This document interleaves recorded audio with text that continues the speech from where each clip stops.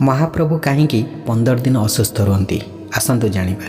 कहानीटी माधव दासंकर जे जगन्नाथ धाम पुरी रे रहउथिले। तांकर भक्तिर ख्याति पूरा दुनिया रे थिला। दिने माधव दास रोगरे पड़गले।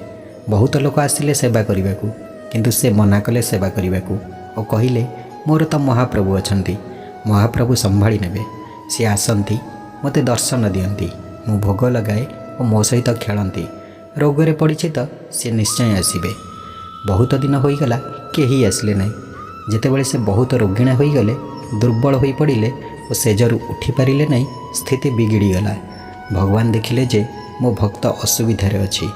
भगवान सेवक होई आसिले, निज भक्तर सेवा कले और सुस्थ मध्य कले, भोजनर व्यवस्था कले, सबुकिछि कले।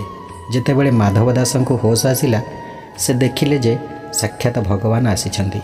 सेतेबेले माधव दास कहिले आपण को आसवा कौन दरकार थिला? आपण चाहिए तो रोग भल कर दे पारि थांते। भगवान कहले नाई, प्रारब्ध को टाड़ी पारिबी नहीं, पूर्वकर्मर फल भोगिबाकू पड़िबो।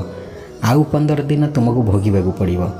माधव दास कहले एबे मु आउ सही पारुनी, मते क्षमा करंतु प्रभु। प्रभु कहले ठीक अछि, तमे सुस्थ हो जिवो, किंतु मु 15 दिन रोगरे पड़िबी। भगवान निजे रोग नहीं गले। सेथिपई आज भी महाप्रभु जगन्नाथ 15 दिन असुस्थ रहती और अणसर रहती। पंडा माने काढ़ा दे प्रभु को सुस्थ करती। जेतेबेले प्रभु सुस्थ हो जाती, बाहर को बाहरी रथरे भक्तों को दर्शन दियंती। निजर भक्ति रे शक्ति रखंतु, प्रभु निश्चय आसिबे। जय जगन्नाथ।